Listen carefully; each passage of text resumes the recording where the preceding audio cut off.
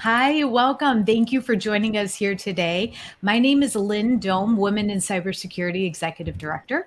We often go by our acronym WiCyS, WiCyS, and it's a great pleasure to be here today with our strategic partner, Bloomberg, and this fabulous panel as they're discussing how to accelerate your career in security data science. So, a little bit about the WiCyS organization is that we're a 501c3 member based organization. We have over 5,400 members with representation in over 70 countries. We have 43 professional affiliates, which are mini WiCyS organizations, and they're in Africa, Australia, Canada, France, India, Pakistan, the UK, and all throughout the United States. And in addition to that, we have over 150 student chapters. And our mission is to recruit, retain, and advance women in cybersecurity, and we do so by creating opportunities. Since we're a member-based organization, we have an online member forum where all our members can network and connect. We also have special interest groups such as neurodiversity in cybersecurity, Latinas in cybersecurity, data privacy, or even cybersecurity law. Many special interest groups within our online member forum, and you could find an interest group that resonates with you or feel free to launch your own. We have skill development training programs brought to us by Google, Bloomberg, that brings us the webinar here today. We have AWS, Target, Meta, and so many others that participate in the funding of the skill development training programs. We have newsletters and webinar series, scholarships, grants, and awards, not only for our conference, which is coming up March 17th through the 19th, but for other conferences as well. Our Cyber Talent Emergency Fund is available to WiCyS members that are within their last 4 semesters of their college education to help them with true financial emergencies, such as medical bills, or they can't afford their rent, or their car breaks down. They could receive up to $599 within 48 hours.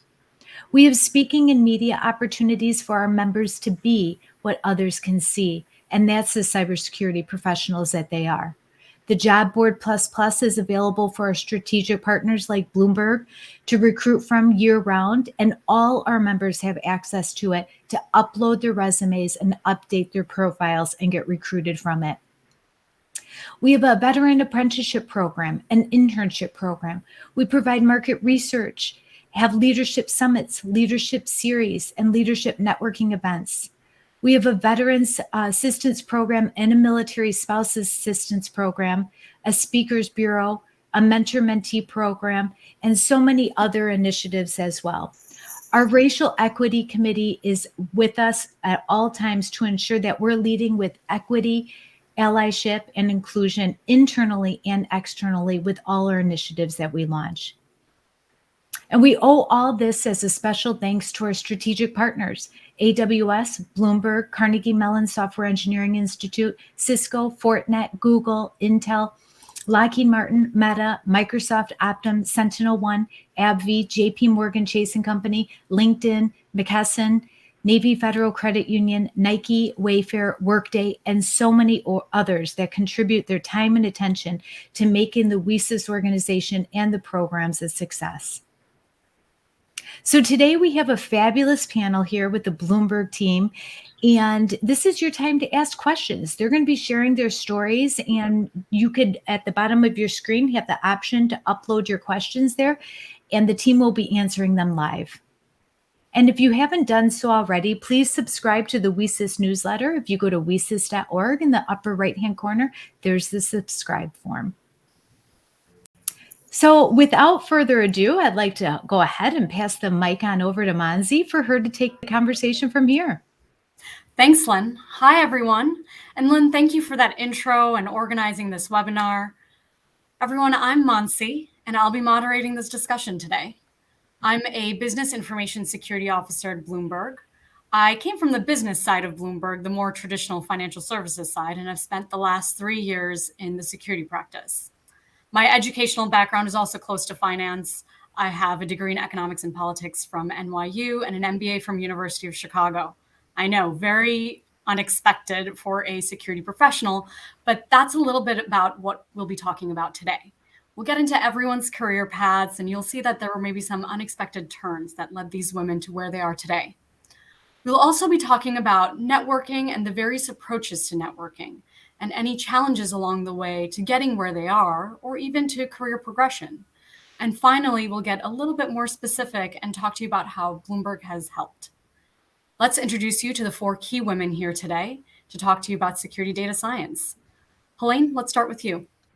Hello, my name is Helen, and I'm a data scientist at Bloomberg in New York City. I also live in New York City.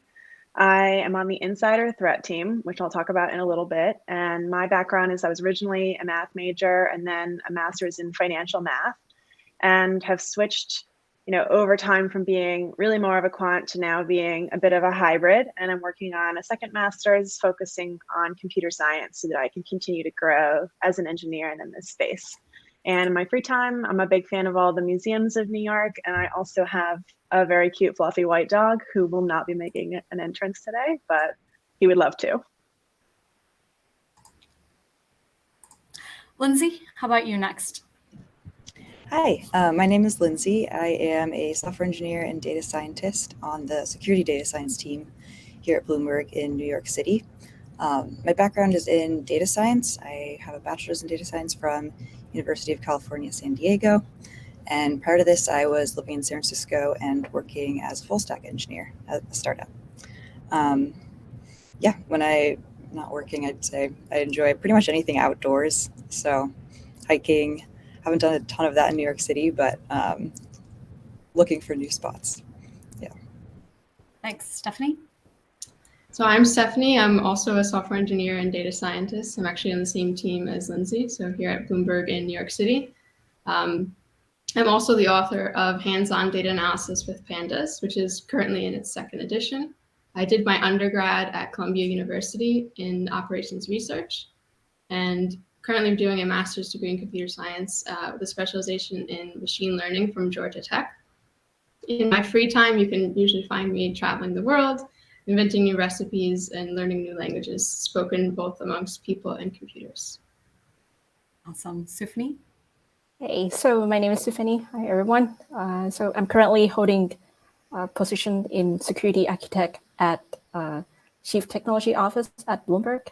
So I have, we are designing, we are innovating a lot of new technology and also exploring other product in order to secure our Bloomberg infrastructure. And so in my free time, I pretty much doing a lot of hacking, publishing papers, since I am probably the only one holding a PhD in computer science here as well. So, very impressive, all of you. Thank you. And let's jump right in. Stephanie and Heleen, how did you find your way into security data analytics, and what was it about the field that appealed to you? Neither of you started in security or data science, nor were your undergraduate degrees in either field. Stephanie, we'll start with you. So out of college, I didn't really know what to do, and I ended up in ad tech. And through my time there, I kind of got exposed to log data and found little projects that I could work on that gave me exposure to data analysis. And I found it pretty interesting, the kind of things that I could add value to as far as what we would deliver to our clients.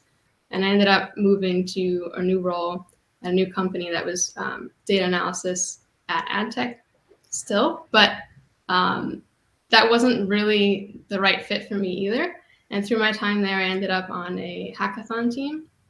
And during that time, I was able to get exposure to the computer science side of things. And that was where I really found to be what I enjoyed the most, was the intersection between computer science and data analysis. And one day Bloomberg came a-knocking, and it was an opportunity to learn on the job about security. And I thought it was a very interesting opportunity, something different from ad tech, and was really excited about trying something new. But I never probably would have applied to Bloomberg because I initially thought it was just finance and I wasn't interested in that. But it's been an amazing opportunity, and I really love it. Heleen, similarly, this is not what you had a background in. What brought you here? So I'm on the insider threat team at Bloomberg, and if you don't know, insider threats are malicious threats to the organization that come from people within the organization. And there's a lot of reasons why they might happen. But my background is originally in financial risk management and working, in risk in a lot of different capacities. And then from there, I really wanted to try something totally different. I wanted to find data in a way that I had not been exposed to before. And I actually ended up in HR to start. So I started to do HR analytics and really focus on people in organizations, behavior. And when I found out about the team at Bloomberg, it was a chance for me to, take my HR experience, take my risk management experience, put those together, bring that to the table, but also get to learn about security and how does insider threat fit into another program. So it's been really interesting for me. It's my first opportunity in security, and I've been learning, more and more about really how broad this field is as I go. And both of you are pursuing master's degrees. Do you think that that's now a requirement for the field or even required for progression? So I would say definitely not. I think this is something that I'm doing for myself, not so much for career progression. And I started this through Bloomberg, actually. So Bloomberg is very generous and helps with the tuition for the program. It's more about the desire to learn and for edification. How about for you, Heleen? Yeah, I don't think it's necessary for security. I came into this career through data science, and so that's why I have the quantitative master's degree. And the degree I'm working on now is to work in engineering, and also just because I like school. That's like one of the hobbies that I have alongside things. But I don't think it's necessary for security. The first people that I knew who worked in this field, hadn't even gone to college, and they had gotten into it through doing a lot of IT support jobs, like hardware QA jobs, and they ended up in things like vulnerability management. So there's definitely a huge array of ways to get into security that are not following kind of the data science route here. If you are in the data science path, though, like this is definitely a growing field for you. Right. On the flip side, Tiffany and Lindsay, you both went to school for either security or data science. Tiffany, you for security, Lindsay for data science. Is it security data science where you saw yourselves when you were studying, or how did you get into the field? Let's start with Tiffany. Yeah, so I mean, pretty much like you mentioned, right? My school, like I was actually a PhD at Columbia. So I was at that time I was really interested to play, to do something with security for sure, right? Not particularly for data science security or something. So for me, I have been always like to hack stuff, like to beat the system, study how it works. So that's probably the principle that I got, like even though I was very young. Now getting into school, when you get into more like a PhD program, you get explored to multiple field, and in addition to that, because of your PhD, right, you have to do a lot of research. You have to get data gathering, and doing some data processing and data analytics along the way in order to to publish the research and so forth. Now that is where the part where I'm start interested in doing part of doing security and data analytics together. And I really have when I was getting into security data science, when I was actually an intern at Bloomberg, to be honest, because that's the first project that I land, and I start working on it and developing the knowledge since. But I got a very cool team, good project along the way, so that's helped me a lot. So there's a little bit of a mixture of the academic and professional that brought you here. Do you think that having a degree in the field, Tiffany, prepared you well for the reality? I think yes and no, right? I mean, having a degree, of course, yes, is it's teaching you a lot. You kind of have learning how people thought. It's kind of training you how to how to do a presentation, how to do a research, how do you thought process work. But along the way, there's a lot of things that PhD, I mean, you have to learn it by yourself too, right? I mean, so the degree is of course not required, but okay, yes, if you have, that's mean you also, go through that part already. So that's my thought. And Lindsay, your background in data science, is this where you saw yourself and how did you get here? Yeah, so I actually had no idea what domain I wanted to work in when I first started studying data science. So this is actually my first experience. This role is my first experience in the security field. So for me, I was presented with the opportunity to learn about the security aspect and the security domain on the job, and that was really attractive to me. So I think for me, having that background in data science has set me up with a good foundation, I think, on which to build those more specialized domain security skills.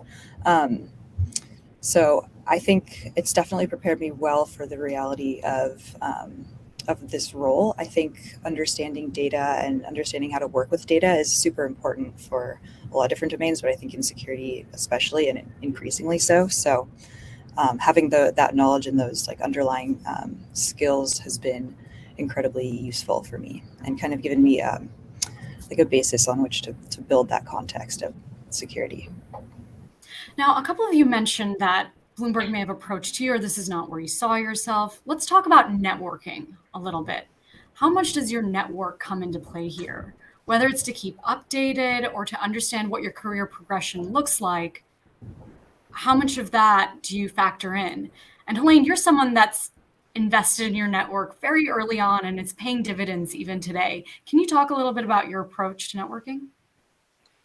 Sure. I mean, I've never gotten a job without my network, not even like my first job at a snack stand or the job I got when I moved to New York City at J.Crew. Like all of these things need your network. And I think the main thing is, like it or not, timing is huge when it comes to the opportunities that are going to come your way. And if an opportunity pops up at a company, you need to have already built that relationship if you're going to be the one that gets to take advantage of it.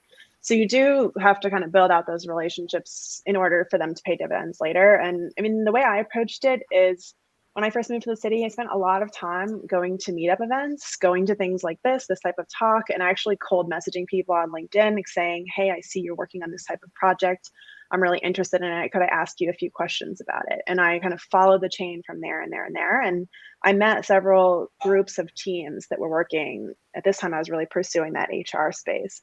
They were working on HR analytics projects. They had teams in different areas. And some of them, they were like, oh, we have a team, but we're in Ohio or something like that. And so it was still good to keep the relationships. I still kept in touch with them, kept them updated on my progress. And I took a different opportunity. And then it was a startup, so things got a little hectic. And sure enough, the timing lines up where some of the teams that I had met a year ago were starting to hire in New York City. And I was like the first person in line to be able to interview for those opportunities because I'd already built that relationship. So I was able to kind of make those connections to shift from, my first job was so different from not my second, but my third job without having that connection and being able to kind of explain through the relationship how I could bring value to that role. I think I would have applied online and it would have gone into the void, and at this point, I still use my network really heavily, and I reach out to people in my network now and I ask them, how they're approaching different types of problems, how they're thinking about their next steps.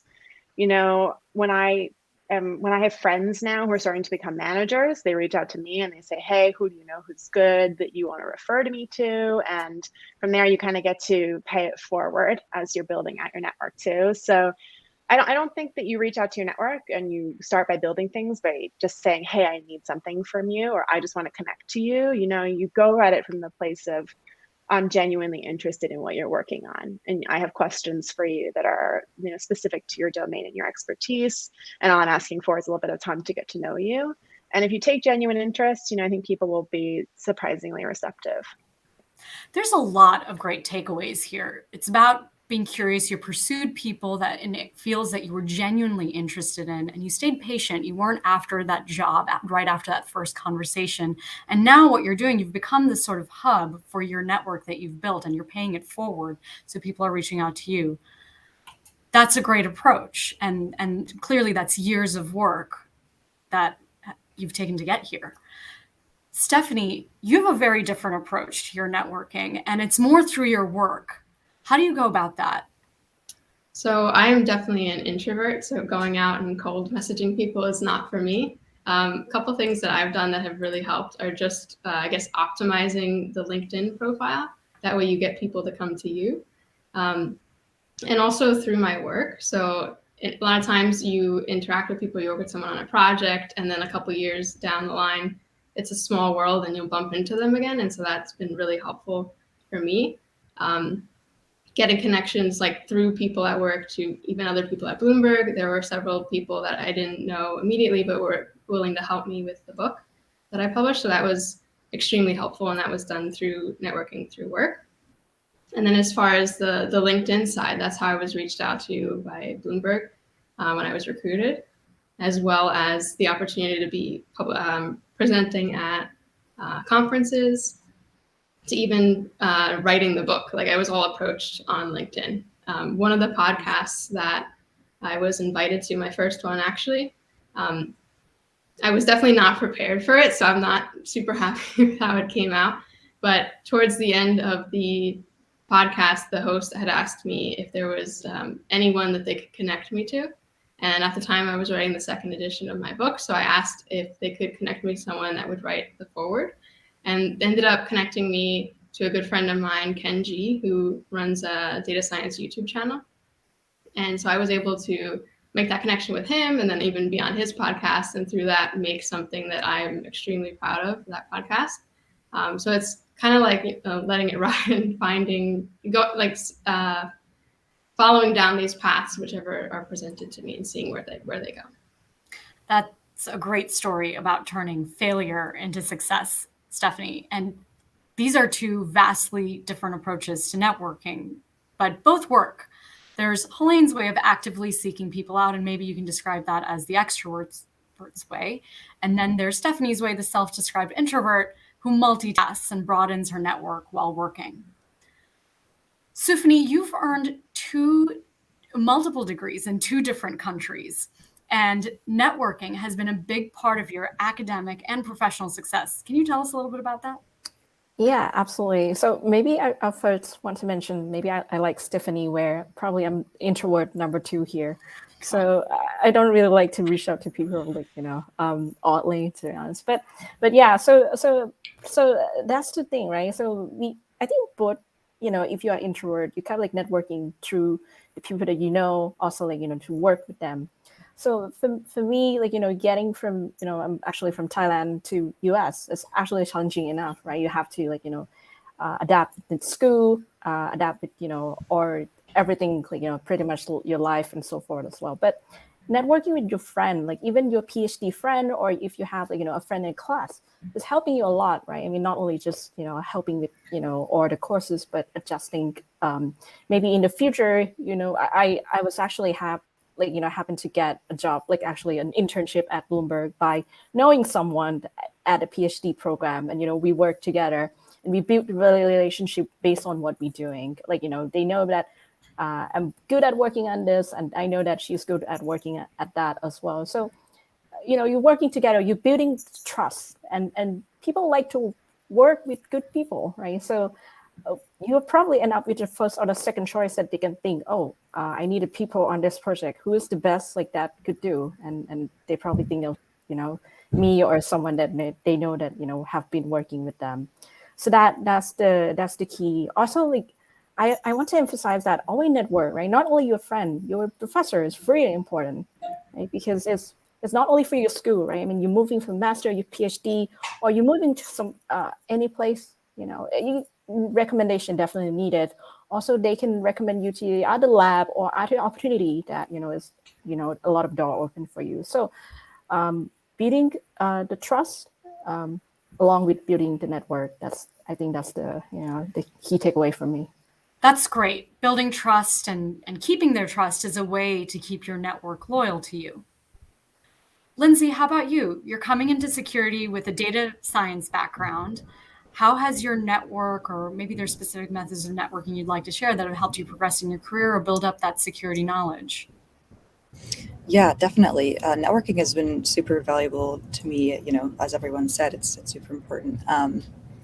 For me, one thing I did when I was still in school and just trying to figure out like what exactly I wanted to do with data science, and where if I wanted to take that more towards software engineering, or what domain, is I would I think I started reaching out to, I would start to get lunch with people. I think I started with a friend, a family friend who's actually a designer, but I knew that he worked on a team with engineers and data scientists who were doing things that I thought was really interesting. So just reaching out to him and saying, hey, I'm graduating soon and I'm trying to figure out what I want to do. I think your role is really cool. Could I stop by sometime this week and get you a coffee and ask about what you're doing? And of course, if you said yes, I think if you start with like a mutual friend, they're generally going to help you. And through that, ended up, learning a lot about his team. And I think the most important thing here is following up those conversations with, hey, is there anyone else, let me know if there's someone else in who you think I should talk to, or who maybe, you want to connect me with. And he ended up introducing me to another woman on his team who actually was doing something a little more related to what I wanted to do. And then through her, meeting someone else. So that kind of started to build this like chain of network through just getting coffee with people in person, getting lunch with people in person, who that now has become really valuable.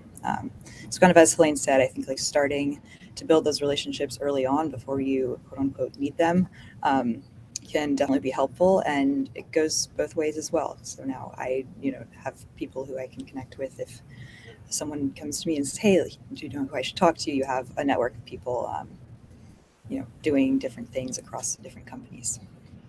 So there's been some great pro tips here. And for those of you tuning in and who want to try networking or flex those in-person networking muscles, a number of us will be at the WiCyS conference later this month, so you can talk to us there. Now, I'm going to switch gears here a little bit and I'll talk to you about some of the challenges that you've had to overcome as women, or even just generally in the field. Heleen, you've worked on the finance side and now the tech side, both male-dominated industries. Have there been challenges being a woman in these industries?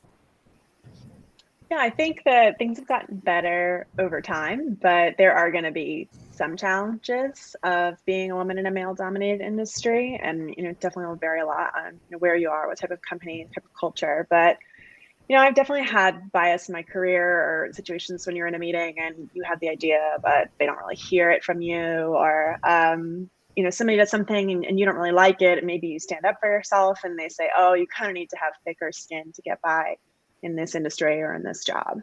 And you don't need to have thicker skin, first of all, but second of all, I think there are some traps that can happen that you might lead yourself into as well. A lot of times when you start in a role, you're just looking for any way to be helpful and valuable to the organization, and you might accidentally take on a whole bunch of administrative tasks, and nobody's ever going to raise their hands to take those off your plate. And if you take on a bunch of things and you don't have the bandwidth to take on like big growth projects, you're going to miss out on those opportunities, and you're not going to understand why you're not getting recognized for the effort that you're putting in. So there are kind of a couple of things I think you need to be careful of, or ways that I manage some of these concerns. So I think the one thing, like always true, definitely something we've all had to learn a hard way through the pandemic, is managing your boundaries, like managing your time appropriately, making sure the way you're spending all your time is transparent, making sure that when you are saying yes to something, it's something that's really going to be meaningful to you and going to drive you in the direction that you're trying to go. Think like you are what you eat. And that comes to the projects that you take on. And in some companies, especially ones that are a little more flat and allow for that upward mobility, if you're willing to take on a big project, even in just like a project manager type role, maybe you don't have all the domain expertise, you'd be surprised how far like solving the right problem can take you in your career, even if it's not something that you thought you were going to take on to begin with.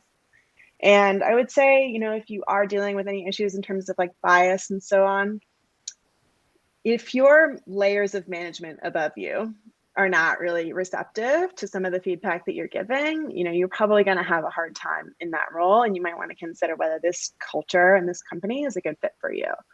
But if you are giving feedback and you are finding your management is receptive, you have to kind of be brave about that and keep moving with that, and you can have a positive impact on the culture. There have been times where we've had managers, I was on a team, and all 3 or 4 of us were not really very happy with the way that we were being managed as a group, and we all came together. We said something about it, and we did have the issue get resolved. We had a positive impact on the broader organization, and it's really empowering, and it gives you a lot of confidence that you are in the right company, and this company is going to support you as you grow. So I think there will be challenges up ahead, and that's true, in any kind of, when you're in the minority in any situation, or even when you're in a company that's just going through a hard cultural change. And just try not to get flustered by it. Be careful about the choices that you're making. Be transparent in the choices that you're making, and make sure you're kind of doing them in a meaningful way. So you hit on a few interesting things, and one of those being kind of the mental load. There's a lot of research out there about the mental load or the administrative tasks that women may take on or choose to take on, and that mental load diminishes capacity in taking on those larger projects. And one of the ways you're suggesting is to speak up and understand your own boundaries and how that's limiting you. So if you kind of clarify it for yourself, it'll be easier to clarify it for others as well. Stephanie, you're a published author and very much in the spotlight in your field. Any specific challenges you've had to overcome as a woman or otherwise? So I would say, like Heleen, I also struggled with taking on those administrative tasks early on in my career. I had to learn to be, I guess, more aggressive in the personality in the workspace. I've taken like those personality quizzes, and you can actually see it change over time. But there's a lot of these things that if you don't take them on, that actually you're no worse off for it, and nobody will be upset with you. So you have to stand up for yourself. And there are definitely times where I've felt like I've been the token woman or the one that is picked so that there's representation in the room. But I choose to see those as opportunities to further my career. I'm given an opportunity to make a name for myself or to put myself on that platform. And so I use it and I own it. And that's another tip. Again, knowing yourself and owning that and speaking up is always are two tips here on what would help. Tiffany, I've highlighted before, you've earned degrees in 2 countries. You've overcome a number of barriers to be where you are. And on top of it all, you're working New York hours out of Bangkok currently. Oh, yeah. How has that been, and how did you overcome these challenges? I think, like, again, like, if I just go back to the principle, like, if you like what you're doing, then you can do it anytime. Actually, you didn't feel that you like to work, right? I mean, for me, like, working from Bangkok time was just like 12-hour difference, by the way. Pretty, like, I probably like to work at night, maybe mainly as well. So this is perfect time for me to work. To be honest, very quiet, nobody bothering, pretty much everybody asleep. So that's great. But like I said, right, if you really enjoy working so much, you don't feel like you work. It's just like you feel like, you just do things that you like. So you don't feel that you have to spend time to sit down on the laptop at, right now it's like 2 a.m. in the morning, talking to you guys, for example. This is, and I think working at, working from home, I know that, I think Helen's already mentioned, like, difficulty on like boundary and so forth. Definitely, you need to have boundary, yes. But again, it's give you, closer to your family, give you plenty of time, not have to dress, not have to like, do a transportation or something, right? So I think, as long as you like to work, then you can work whenever you like. I think if you don't feel like you're working, that's it. That's right. For all the challenges of remote work, there's definitely been gains around the commute time, whether it's a full face of makeup for women or dressing up, definitely some gains there. So overall, because you love what you do, Tiffany, you don't feel remote work has hurt you in your career. Absolutely. Yeah. Yes, totally. And Lindsay, you joined Bloomberg during the pandemic. So you relocated from San Francisco to New York City. What was that like? Yeah, changing your job and moving across the country at the same time is definitely a lot of change at once. Can feel somewhat overwhelming, but I think for me, it was really important for me to be here when I started. I think people are definitely the best learning accelerators for me, at least. So that was something that was really important to me, to just be here in person when I started. So I kind of just took the move as an opportunity to really just dive in head first and engage with the team. I think moving across the country or moving anywhere is pretty challenging, regardless of whether you're also changing roles. But I think Bloomberg was so supportive throughout the entire process, just, with both logistically and also with just like being there and understanding like, okay, we know that you're picking up your life and moving here. That I felt super supported the whole time. And I think that really helped me kind of ease some of the stress of the logistical challenges of that. And yeah, it definitely was really helpful to be here in person and be able to come into the office to really feel like I'm a part of the team, which is something that's challenging to do when working remotely. Yeah, definitely understandable. But now offices are opening back up, and hopefully it continues to stay that way. And there's more hybrid work available. So those that find remote work more comfortable have that opportunity, of course. So we're getting to kind of the final questions from me. So if the audience has questions, now's a good time to send them in and we'll take a look and start asking them. But really, I'd like for you all to share if there's any specific aspects of Bloomberg's culture or D&I initiatives that have helped you progress in your career. And we can start with Lindsay. I think we lost Lindsay's mic. Hi there. There you go. I was on mute. For me, yeah, like I said, this is my first opportunity working in the security domain. So I'm learning a lot about security really quickly. And I found Bloomberg to be extremely supportive of kind of helping you learn more and become like a more knowledgeable in your skills. So for me, it's been going to SANS conferences, doing certifications. They, going to a Women in Cybersecurity conference, they really help you to find opportunities to kind of further your knowledge. And that's something I was, very pleasantly surprised. It's just like how supportive they are and how much they encourage you to go, get more experience and really hone your skills. Heleen, what about for you?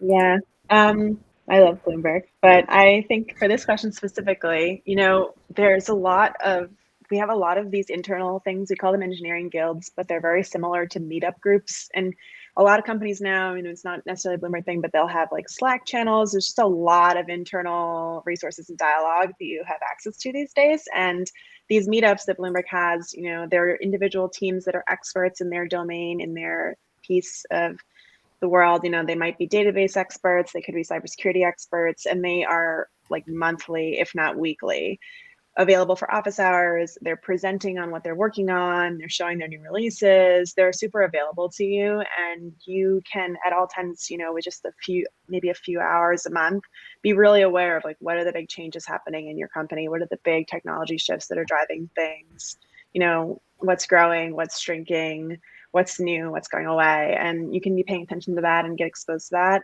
And also just be learning a ton all the time. There's so much internal training that supports all of those groups. And they really invest in it a lot internally. And of the companies that I've worked on so far and companies that even I looked at, when I was looking at my next role, I think Bloomberg really stands out in terms of the support that they have for education, both with all the training they do internally. Lindsay and I did SANS training together. We're getting our master's degrees. There's so much support for that. And there are, I think, very few companies that are doing it to that level. Stephanie, how about for you? So I'll just add on something different since we don't repeat everything, but I would say both of what Lindsay and Heleen said apply to me as well. I feel like a big thing is that people at Bloomberg are always willing to help out. So I've had people that I had never met that I got an introduction to, and they were more than happy to review content for my book that was on finance.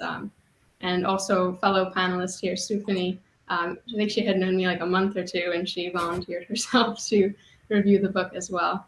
In addition to just things like that, I'd say that management is extremely supportive of helping you grow in your career.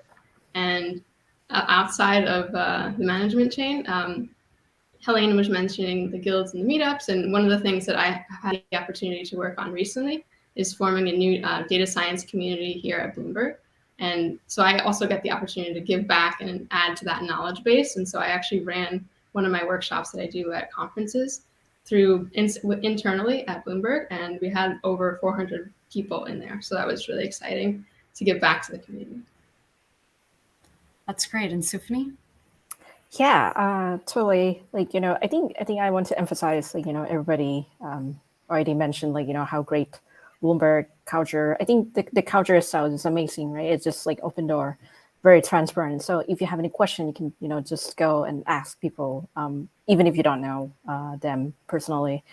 One thing I want to emphasize even more is that we also encourage, if you are a researcher or, anybody who wants to, do a publication, doing paper. So Bloomberg is very welcome for that.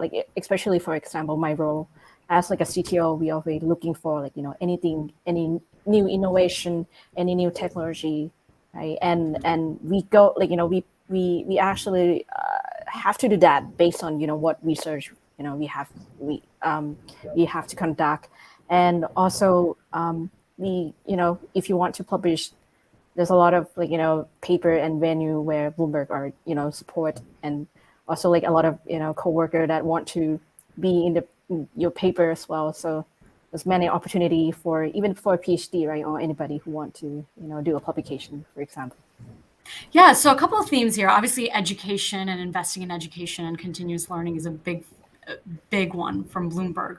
But also investing in communities and supporting building, whether it's the women's network that we have or any other diverse network, but also the data science community that you've built, Stephanie. But along with that, there seems to be support for whether it's publishing your own work and research, but also just an overall supportive community that's open to meeting new people. We've got systems in place that have a very open directory. It's right on our screens, and it's a quick search for anyone. And you can search not only by the person's name, but the department they're in. So if you want to look for someone that has a similar educational background to you or skill set, you can find that person and start networking there. So I think there's a lot of things that are just inherent to Bloomberg, but then Bloomberg does on top that make for a very supportive work environment and continuous growth. So with that, we're getting a lot of questions from the audience, and I'll open this up to any one of you. But one of the first questions I see here is that if there's any specific recommendations you guys have around courses or certifications on this topic. I heard SANS a few times, but is there anything else people can pursue to keep themselves updated or even just get into the field?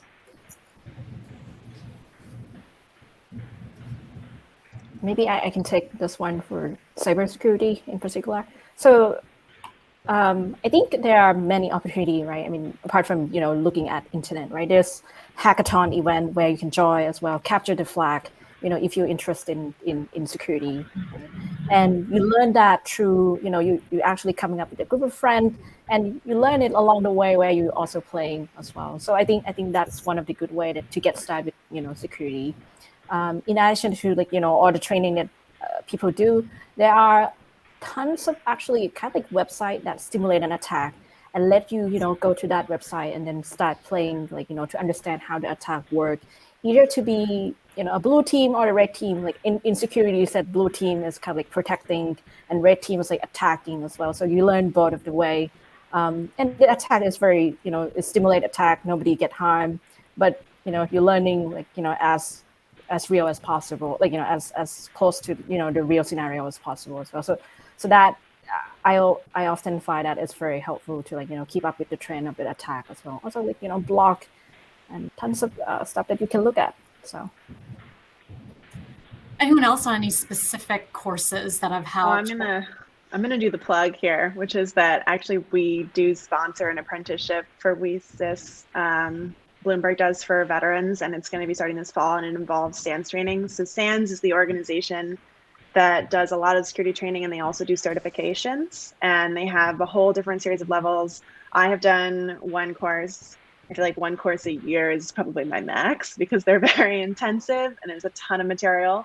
But they are available to beginners. So when I took Security Essentials at SANS, that was my first course, and we do sponsor for that. And there is a security training scholarship that Bloomberg sponsors along with some other companies that have applications opening this summer. So I know that we are sponsoring a couple of different training programs along with other companies, people getting into this. And I would say this field is growing a lot right now in terms of interest. I've met a few people coming into this from different finance backgrounds. And so there may not be a ton of stuff necessarily right now.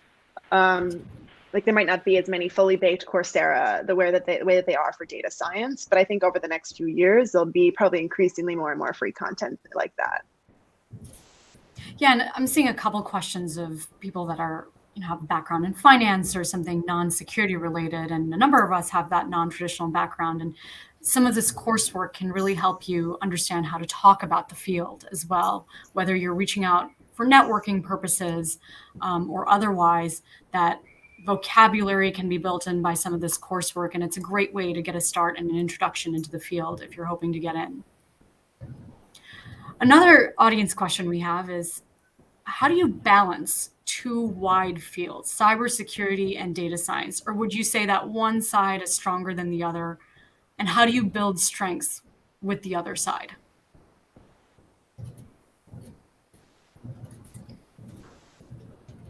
I can start there. I'm of the opinion that you probably do have to pick one to really be your strength. So, and I would say this too is helpful for transitioning. For me, my strength is the data science side.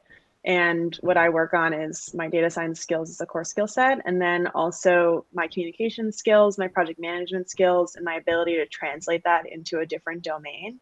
And I think that's part of the reason why I've been able to move, from finance to HR to, to working in a startup to working now in security is, I'm bringing the data science skill set and I'm able to convey that I understand the other person's problem and I understand how I might frame it and I understand where my gaps are. And I think my security domain expertise is something that I am now going to build alongside over time to understand how I might continue to apply data science. If you're coming into the career like from the security angle, I think you might have approached your skill development, in a different way. And unfortunately, I don't have a ton to add on that. Anyone else on security versus data science? Which one's more strong? Lindsay, you've got the background in data science, and we talked a little bit about how you built up that security knowledge. And my understanding it was through that some of the continuous learning programs through your network. Anything else you do to kind of keep updated or build up that security background? Yeah, I mean, I think what Heleen said definitely rings true. I think there's going to be one side or another, maybe that you have more knowledge in before you kind of marry the two. Obviously for me, that's data science. And I think, with data science, you're going to be applying it in some kind of domain. There's going to be some context for the data science work you're doing. So I think kind of enriching that domain expertise, so in this case, learning more about security, like Heleen said, we did a SANS training already, has really helped me kind of add that context that's needed in order to, do a good job at security data science. But it's definitely something that I'm still, growing and working on, and, we'll continue to take probably SANS courses, and then also just on the job learning a lot. Bloomberg has, really given me a lot of support for learning these skills while I'm here. We have a couple other people coming in that have the educational background. They're pursuing a master's in cybersecurity. So they're coming from an industry where it's not a security-based industry, maybe healthcare, a couple finance folks I see. And now they're pursuing that educational avenue of a master's in cybersecurity. What is it that, while the educational background can be important into breaking into that role, we also talked about networking as a way of coupling that with education and breaking into the industry. Any other advice besides the masters and networking, or is that really the formula to success here? I think networking. I think some people in technology might be like, oh, you should have your own project and a portfolio that you ship around. And I do think that is an approach. If you have the time and you're able to invest in that and you can really build that up, that's definitely an approach. Like I think what Stephanie's done with her book and a lot of different ways that she's been able to build the brand around her skill set, you can take that approach if you have a lot of time to be able to do that work. And I know people who have gotten into things by participating in like open source projects and using that to bring them forward. Personally, I still think networking is easier. I know it's a little scary if you're an introvert, but try not to think of it as, you can be an introvert and extrovert and still enjoy, meaningful connection. And that's why I say don't network kind of in a fluffy way, network in a meaningful way where you're trying to really understand, what's the opportunity that's available to you. And I think if you put that time kind of going through and be patient with it, you'll probably turn up opportunities. And you might not see the role, exactly the dream role in your mind listed on a company. Get to know the organization, get to understand their problem space, get to understand the size of their investment in this space. If there's a company and they have, do they have internal cybersecurity or do they mostly use a vendor? If they have it internal, how much money are they putting into it? How many people, like what's the headcount in that organization? Like what's the opportunity set in that company? There are a lot of things you could ask to get to know the company, understand what their core problem focus is, to understand, really if it's worth your time to be looking on their career website. We're kind of places that are sponsoring on WiCyS, like those companies, like they care about this, look at those companies, understand those organizations. Do you have a friend of a friend at those?